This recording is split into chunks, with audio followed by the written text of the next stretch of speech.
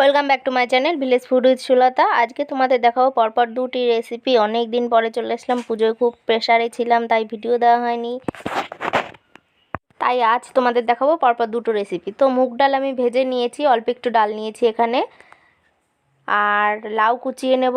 মা লাউ কুচিয়ে দিচ্ছে, লাউটা কুচি কুচি করেই নিতে হবে এই রেসিপির জন্য। তো এই দেখো লাউটা এইভাবে ঠিক কুচিয়ে নিতে হবে, তোমরা চাইলে আর একটু ছোটো বড়ো করেও কুচিয়ে নিতে পারো। আর নতুন যারা আছে তারা চ্যানেলটিকে অবশ্যই সাবস্ক্রাইব করো, লাইক শেয়ার কমেন্টস করো কেমন লাগছে।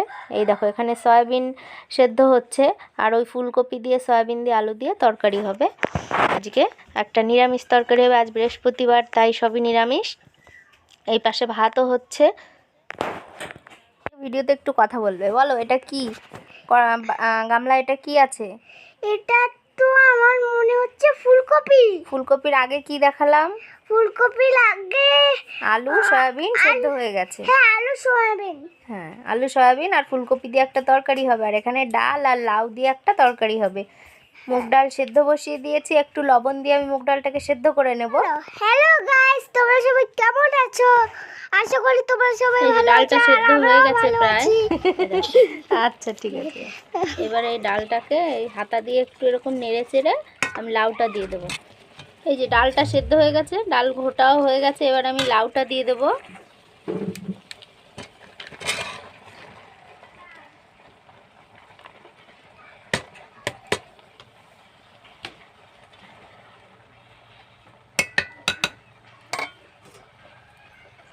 নেড়ে চেড়ে দেবো। আমি ডাল সেদ্ধের সময় একটু লবণ দিয়েছিলাম, এখন আর একটু দেবো অল্প।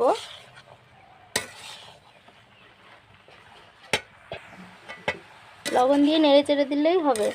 লাউ থেকেই অনেক জল বেরোবে, আমি অল্প আস্তে আস্তে জাল দেবো, বেশি জোরে জাল দেবো না, যাতে লাউ থেকে জলটা বেরোতে পারে, না হলে তলায় লেগে যাবে। আর ডাল সেদ্ধ হওয়ার ফাঁকে আমি মশলা বেটে নিয়েছি, আদা বাটা, জিরে বাটা, ধনিয়া বাটা, আর এটা হচ্ছে শুকনো লঙ্কা বাটা।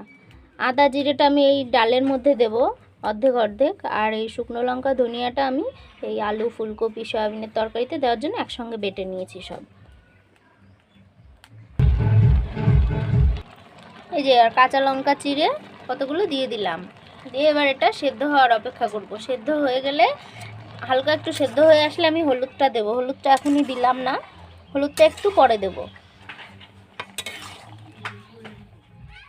লাউ সেদ্ধ হয়ে গেছে, আমি হলুদ দিয়ে দিয়েছি। এবার নেড়ে চেড়ে ওই সাইডে দিয়ে দিলাম উনুনের, আর এই সাইডে আমি আরেকটা কড়াই দিয়ে তাতে দিয়ে দিলাম সর্ষের তেল।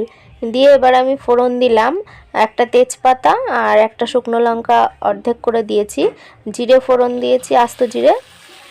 আর এবারে যে বেটে রেখেছিলাম সেখান থেকে একটু আদা আর একটু জিরে নিয়ে আমি ভালো করে ভেজে নেব। আর লবণ আমি পরে আবার চেক করে দেবো, যেহেতু দুবার করে লবণ দেওয়া হয়েছে ডাল সেদ্ধর সময়, লাউ সেদ্ধর সময়, তো আমি লবণ যদি লাগে পরে টেস্ট করে তারপরে দেব। তো এখানে আমি দিয়ে দেবো একটু চিনি, চিনিটা একটু বেশি দেব অন্য তরকারির তুলনায়, কেননা লাউ তারপরে মুগ ডাল এগুলো একটু মিষ্টি মিষ্টি খেতে বেশি ভালো লাগে। তো আমি ছোট্ট একটা চামচ দিয়ে 3 চামচ চিনি দিয়ে দিলাম। এটা হচ্ছে গিয়ে কিছু একটা খেয়েছিলাম মনে হয়, দই টই বা আইসক্রিম তার সঙ্গে দিয়েছিল, সেই চামচটা আমি কেটে এই চিনির ছোট্ট একটা কৌটা বানিয়েছি সেটার মধ্যে ঢুকিয়ে দিয়েছি। তো যাই হোক, চামচটা খুবই ছোট, এর জন্য 3 চামচ, বড় চামচ হলে 1 চামচ দিলেই হয়ে যেত। তো এবারে আমি ওই কড়াই থেকে এই কড়াইতে আমি লাউটা ঢেলে দিলাম, দিয়ে নেড়ে চেড়ে নামিয়ে নিলেই কিন্তু আমাদের ফার্স্ট রেসিপি রেডি একদম। এটা ভাতের সঙ্গেও খাওয়া যায়, রুটির সঙ্গেও খাওয়া যায়, তোমরা বাড়িতে অবশ্যই ট্রাই করো। এবারে কিন্তু আমি নামিয়ে নেব। চলে এসছে শীতের মরশুম, তো লাউ দিয়ে এখন কত রকমের রেসিপি। এটা যদি আজকে বৃহস্পতিবার না হতো তো পেঁয়াজ ফোড়ন দিয়েও খাওয়া যেত, ভালো লাগে পেঁয়াজ ফোড়ন দিয়ে। এবারে আমি নামিয়ে নেব আর চলে যাব পরের রেসিপিতে।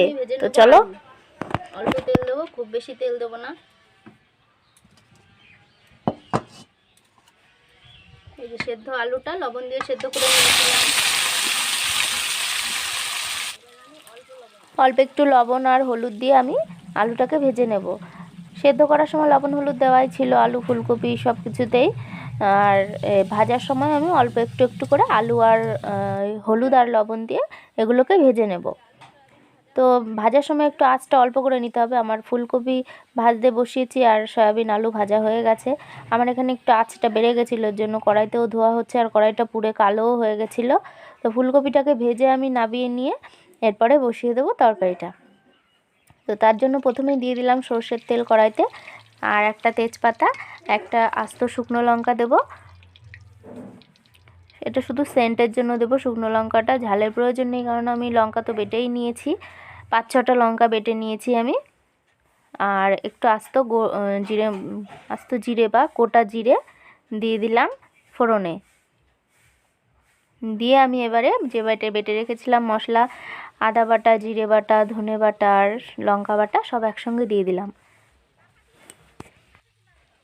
লবণ হলুদ যা লাগবে সব দিয়ে আমি ভালো করে মশলাটাকে কষিয়ে নেব। আঁচটা অবশ্যই অল্প করে নিতে হবে।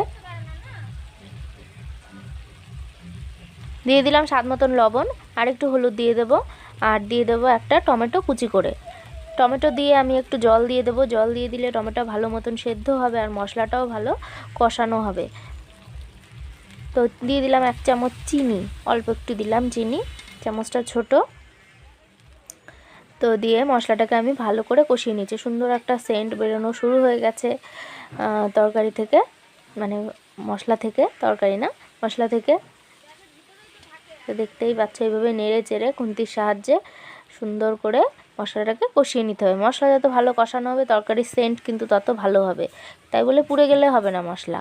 একটু জল দিয়ে নিয়েছি, দিয়ে এবার নেড়ে চেড়ে আমি মশলাটাকে কষিয়েও নিয়েছি। এবারে দিয়ে দেব সব ভেজে রাখা সবজিগুলো, ফুলকপি, আলু আর সয়াবিন। এটা শুধু ফুলকপি আলু দিয়েও খাওয়া যায় বা সয়াবিন আলু দিয়েও এই তরকারিটা খাওয়া যায়। আর নিরামিষ ছাড়া অন্য যে কোনো দিন হলে পেঁয়াজ রসুনও ব্যবহার করা যায় এটার মধ্যে। ওই পাশে কড়াইতে গরম জল বসানো আছে। আমি একটু নেড়ে চেড়ে মশলাটাকে সবজির সঙ্গে, সবজির গায়ে যাতে লেগে যায় এভাবে ভেজে নিয়ে একটু দিয়ে দেবো গরম জল। গরম জল দিলে কিন্তু তরকারির স্বাদ একটু অন্যরকম হয়ে যায়, স্বাদটা কিন্তু পাল্টে যায় অনেকটাই। তো ঠান্ডা জল দিলে অনেক সময় জল গরম হতে হতে ফুলকপি গলে যায়, ফুলকপি ভেঙে যাওয়ার চান্স থাকে, এর জন্য গরম জল ব্যবহার করাই ভালো। তো আমি গরম জল দিয়েছি, দেখো তরকারি আমার গরম জল দেওয়ার সঙ্গে সঙ্গে ফুটতেও আরম্ভ করে গেছে। এটা কিন্তু খুব বেশি জালের প্রয়োজন নেই, যেহেতু সব সেদ্ধ করা। তো ফুলকপিটা মোটামুটি সেদ্ধ হলে নামিয়ে দিতে হবে। এবার দিয়ে দিলাম আমি শাহি গরম মশলা, সানরাইজের শাহি গরম মশলাটা দিয়ে দিলাম। এই মশলাটা কিন্তু সেন্ট একদম অন্যরকম। তো তোমরা যদি গরম মশলা অনেকে পছন্দ করে না, তার জন্য একটু আস্ত জিরে আর আস্ত ধনে শুকনো খোলায় তেলে বা ভেজে নিয়ে গুঁড়ো করে দিলেও ভালো হয়। তো দিয়ে দিলাম আমুলের 1 চামচ ঘি। এটা তোমরা পছন্দ করলে দেবে, না হলে দেবে না, আমার ঘরে ছিল তাই দিয়ে দিলাম, না থাকলে দিতাম না। ঘিটা অতটা ইম্পর্টেন্ট নয়, তবে দিলে একটু টেস্ট হয় অন্যরকম অবশ্যই, এর জন্যই দেওয়া। তো বাড়িতে কিন্তু তোমরা অবশ্যই ট্রাই করো সবাই, আর কেমন লাগলো জানিও। তো আমার তরকারি কিন্তু রেডি। এবারে আমি নামিয়ে নিয়ে গরম গরম ভাতের সঙ্গে লাউ ঘন্ট, লাউ ঘন্টই তো বলে, যাই হোক যাই বলে, লাউ ঘন্ট আর ফুলকপির তরকারি, ফুলকপি সয়াবিনের তরকারি দিয়ে গরম গরম ভাত খাবো। সয়াবিন কিন্তু আমার খুবই প্রিয়, ফুলকপির থেকেও সয়াবিন, মানে সয়াবিন যদি আমাকে রোজ দেওয়া হয় রোজই খেতে পারি। তো আমার মতন তোমাদের আর কার কার সয়াবিন খুব পছন্দ আমাকে কমেন্ট করে জানিও। তো দেখা হবে পরের ভিডিওতে, ভালো থেকো সবাই।